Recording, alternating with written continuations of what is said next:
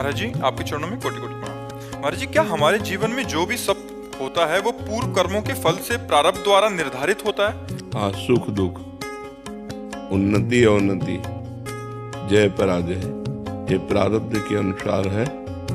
लेकिन क्रियमाण के द्वारा हम प्रारब्ध को रौंद सकते हैं। क्रियमाण माने होता है नया कर्म। नया कर्म भगवत भक्ति, भगवत अनुष्ठान, शास्त्रों का स्वाध्याय, परोपकार, तीर्थों का अवगाहन, इन पवित्र कार्यों के द्वारा हम आती हुई असफलता को बदल सकते हैं सफलता में।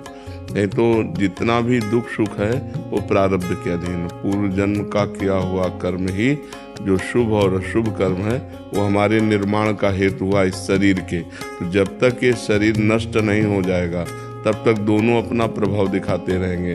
समय समय पर सुख और दुख, पाप का फल दुख और पुण्य का फल सुख।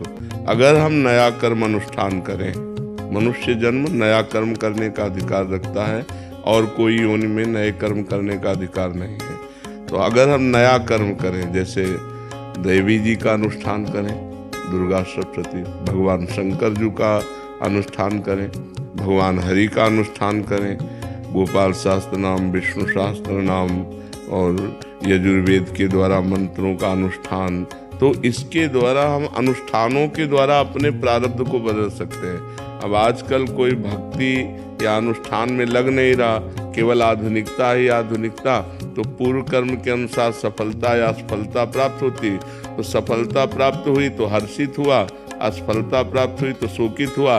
लेकिन उसकी सफलता ज्यादा दिन टिकती नहीं है, क्योंकि नया कुछ है नहीं।